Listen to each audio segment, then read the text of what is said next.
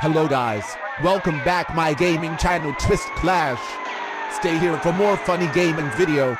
The new to game is set in a fictional take on Miami, Florida, known as Vice City.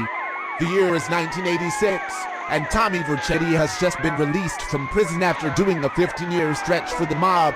The mob, more specifically, the Forelli family, appreciates Tommy's refusal to squeal in exchange for a lesser sentence, so they send him down to Vice City to establish some new operations.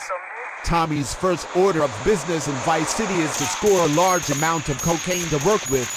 But Tommy's first drug deal goes sour, leaving him with no money, no cocaine, and no idea who wronged him. The mob is, of course, angry over the whole situation, and now Tommy has to make up for the loss before the gangsters come down from Liberty City to clean up the mess. As Tommy will start the investigation, figure out who ripped you off, take care of business, and set up shop in Vice City in the Bay you happen to see him. Ken Rosenberg is your fidgety coke fiend lawyer pal, and he gets you started in town by getting you connected with the city's major players. Lance Vance, appropriately voiced by Miami Vice Alan Philip Michael Thomas, becomes your sidekick of sorts, as both of you chase vengeance for your own reasons. Your Cuban gang contact, Humberto Rabina, is constantly reminding you how much of a man he is, and most of the Cuban gang members you will run into are similarly inclined. Stylistically, the game presents an accurate depiction of your average single-quote 80s crime saga. Like in Miami Vice, many of the characters are dressed in pastel suits. The game's vehicles also fit the bill, with a lot of basic sedans mixed in with cars that look enough like Porsches, Lamborghinis, and Ferraris to pass for the real thing. None of the cars are licensed, of course, though in a nice touch, some of the cars are actually earlier models of cars that appeared in Grand Theft Auto 3. Fans of the previous game will undoubtedly appreciate little things like this, and the other occasional ties to the world of Tai, which really help this new Grand Theft Auto game feel like part of a cohesive universe.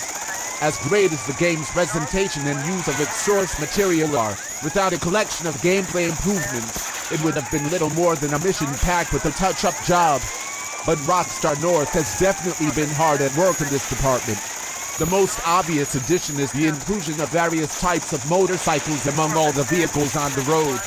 There's a decent variety of two-wheelers in the game, including mopeds, street bikes, dirt bikes, and big hogs. As you'd expect, the bikes handle a lot differently from one another. Your basic street bike is a good mix of speed and maneuverability. The big choppers are harder to steer, but they have ludicrous top speeds. You will get tossed off the motorcycle in almost any collision, which costs you a little bit of health or armor. This makes them pretty much useless in any situation that involves dodging the police. But they're incredibly handy in any mission that requires speed, and since you can pull a lot of fancy tricks on them, they're also a lot of fun to drive around. You'll also do a bit of flying in Vice City. After moving to a few major plot points, you will open up the west half of Vice City, which is locked away at the start due to hurricane warnings. After that, you'll encounter missions that let you fly a seaplane around the city. You will also find a few different helicopters here and there. Flying around the city is pretty impressive, and it showcases the game's engine quite well. You can see for miles when you're up in the sky. While some of the city's skyscrapers are too high to get on top of, you can land the choppers on most of the game's buildings. Expect to find a few of the game's hidden items stashed away in these sorts of difficult to reach areas. A few new player actions have been added to the game as well. Pressing L3 will lock Tommy in a crouched position. This lets you take cover behind objects and improves your shooting accuracy. You can also dive out of moving vehicles, which handy for ditching cars or bikes into the ocean, escaping a burning vehicle, or just ramming empty cars into other cars for kicks. Like wrecking a motorcycle, bailing out of a car causes a little bit of bodily harm. You can also enter certain buildings now. While the interior settings are few in number and mostly extraneous, they look great and are used to effectively create a city that's even more realistic than Tai's Liberty City. You'll be able to go into your hotel and run all the way upstairs to your room. You can also enter a nightclub, a strip club, the Vice City Mall, and a handful of other buildings. There are load times associated with entering certain buildings, but they're pretty brief. Many of the game's story missions are more involved than those of Tai. Tai had a lot of missions in which you needed to get something or take someone somewhere and in return for your reward. You will find those sorts of missions in Vice City, but most of the new game's missions are multiple-part affairs that involve more than just moving from point A to point B and then back to point A. Some of these parts are simple extensions, such as maybe having to visit a race shop after pulling a job. However, other missions are more involved and require the use of more advanced tactics. For instance, one mission requires you to plan to bomb inside a mall that is swarming with cops. To do so, you'll first have to get a little heat chasing after you.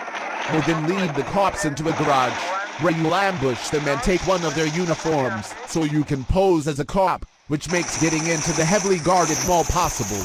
Once you've taken care of business at the mall, you will then have to escape and get all the way back to you.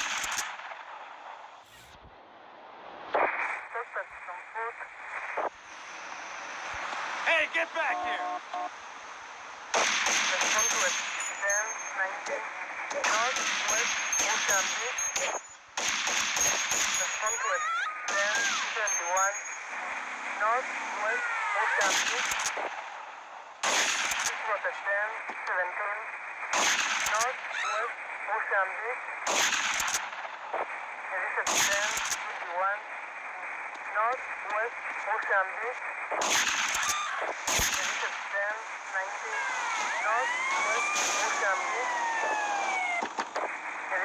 Freeze! Fight!